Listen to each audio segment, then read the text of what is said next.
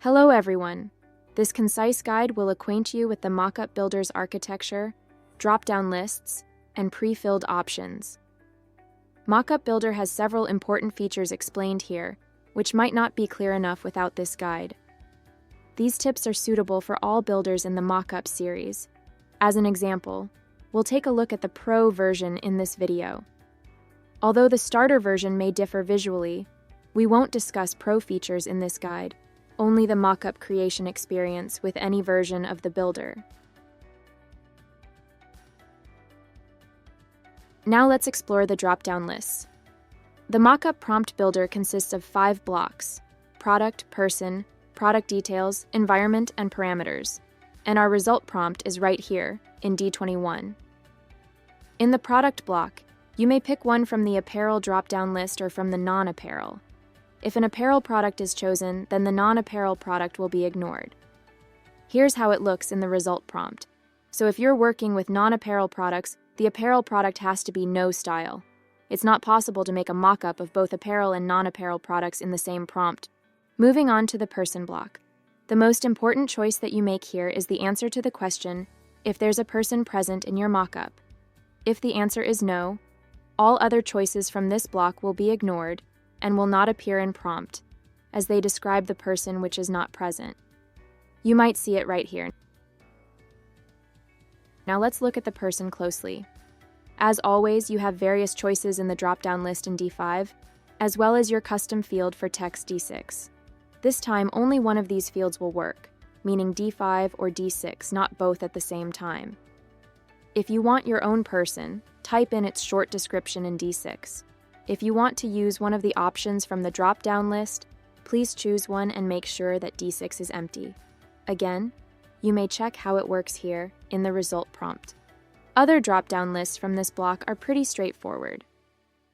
One comment regarding hairstyle.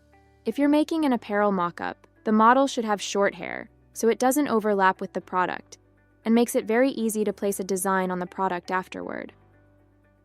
In the pose view list, you may need open pose to make the model stand straight and increase the visibility of the product, as seen in the examples in these images. Full body view might also help create a more comprehensive image that includes the entire product, rather than just a part. However, Midjourney still struggles with producing full body view images, even if mentioned in the prompt. But here's another tip.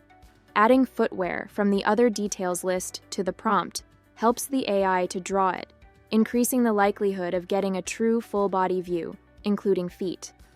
Our recommendation is to use jeans or specify other bottom clothing. It will ensure the distance to the model is just right for most cases. A similar situation applies to eye color. If you can't get Midjourney to create a front view, mentioning eyes is a perfect workaround. You can take other options from this list as examples of things that you might want to add. So if you're up to something else which is not present on the list, just add it manually to your prompt after pasting it to Midjourney. The product details block comes next. All the apparel and non-apparel products vary strongly from each other, so the content of these drop-down lists will help you specify your product details. For example, if you're working with an ornament, then you need to specify the shape or the material. This will make a big impact on your mock-up and give you more control over the outcome. The colors list also contains a tip. Beside common colors like white and green, you may observe melange colors with the example of gray. Midjourney understands this term, and you will get outcomes similar to well-known comfort colors. Product specs might be handy when you want to be more precise with your prompting. For example, crew neck is essential for Gildan sweatshirts and for most t-shirts. V-neck is a must when you're creating this specific mock-up. If you don't mention this detail in your prompt, Midjourney will not know which kind of collar you need. There's also a field for your custom details which will be added to the other choices if you make them. The environment block is about the background, and it's the best way to add a seasonal touch like Christmas or some style, like boho, to your model and atmosphere. You're already familiar with the parameters as well. Our strong recommendation is to always use V6 for any mockups. In the starter version of the builder, all the parameters to add are grouped together, so you might want to have V6 selected by default. Just insert the Settings command and choose Midjourney V6. And don't forget to take a look at the negative prompting options. If you choose No Hands, Midjourney will put the hands of the model into pockets or crop the image to make hands not visible. This knowledge will definitely make your prompting more efficient. No Face will most likely turn the model's face from the camera. There are also some product specs limitations. For example, if you're creating a Gildan 18,000 mockup, no raglan is a must-have.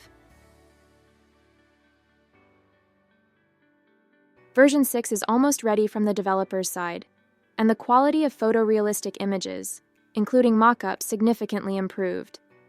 This means that mockups created with your prompt builder will be very close to life. In version 5.2, there were issues with humans' limbs, and if you depict a group of people, the quality of the image suffered a lot. In version 6, we see much progress in these areas, but still there are minor imperfections.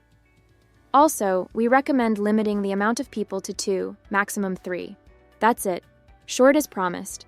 These tips aim to optimize the outcome of mockups in the Midjourney text-to-image AI generator.